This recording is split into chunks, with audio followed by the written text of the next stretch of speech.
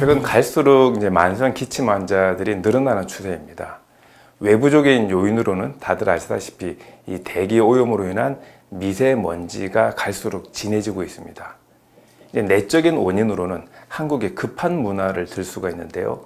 급식, 과식, 폭식, 흔히 삼식이라 그래서 빨리 먹고 급하게 먹고 먹을 때 많이 먹게 되는 이런 식습관이 또한 만성 기침을 부르게 됩니다. 자세히 살펴보게 되면 대개 만성 기침은 비염, 천식, 그리고 식도염에 의해서 악화되거나 유발되는 경우들이 많이 있습니다.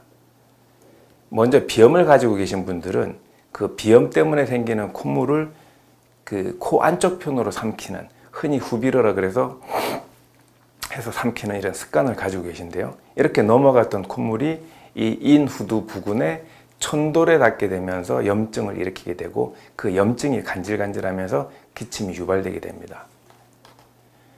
이제 두 번째는 기침 자체가 천식을 유발하기도 하고 천식 자체가 가벼운 기침으로 존재하기도 하는데요.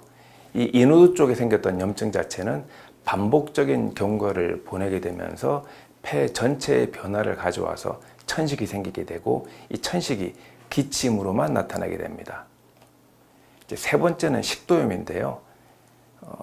위장을 따라서 내려가야 될 그 위산이 내려가지 못하고 식도를 따라 올라오게 되면서 마찬가지로 이 하부인, 후두인, 이 천돌렬에 염증을 일으키게 되고 마찬가지로 기침의 원인이 되게 됩니다. 대개 만성 기침에 대한 일반적인 이 접근법은 대개 첫째는 개별적 치료법입니다. 물론 이 개별적 치료법이 그 질환 하나에 의해서 만성 기침이 유발됐을 때는 효과적이지만 대개 연세가 드시고 만성 기침이 오래될수록 복합적인 양상을 보이기 때문에 한 번에 치료해야 될 필요가 있습니다. 두 번째는 항염증 치료입니다. 그러니까 염증이 유발된 부위 중심으로 해서 생기는 염증만을 염두에 두고 항생제를 통해서 치료를 하게 되는데요. 그런 상태에서 전신을 염두에 두지 않는다 그러면 한 번 없어졌던 염증이 또다시 생기게 되면서 결국 이것 또한 만성 기침의 또 다른 원인을 제공하게 되는 겁니다. 세 번째는 해열 치료입니다. 일반적으로 몸에 염증이 생기게 되면 그 염증에 의해서 열이 발생하게 됩니다. 그런데 어떤 의미에서 이 염증과 열은 인체의 향상성, 인체가 정상적으로 활동하기 위한 방어 체계이기도 한데 이 해열제를 통해서 열을 떨어뜨리게 되면 오히려 몸이 냉증 상태, 찬 상태로 바뀌면서 이 또한 만성 기침의 또 다른 원인을 제공할 수도 있는 겁니다. 그래서 저는 이렇게 치료합니다. 먼저 천연항생제 치료입니다. 결국 기침이 유발되는 것은 이 하부인후두의 염증과 이 염증에 의해서 이루어지는 가려움증, 그 가려움증을 해결하기 위한 방편으로 기침이 발생되는 거기 때문에 천연항생제를 통해서 이 인후두 하부의 천돌렬에 직접적으로 치료를 해서 염증을 국소적으로 국한해서 세부적으로 이렇게 떨어뜨려주는 치료를 하게 됩니다. 두 번째는 전신염증 치료입니다. 이를테면 이 만성기침 상태에서는 인체가 과항진되어 있는, 이를테면 교감신경이 과항진되어 있는 상태를 보이는데요. 이런 과정을 통해서 눈에 보이지 않는 염증들이 몸 곳곳에 있게 됩니다.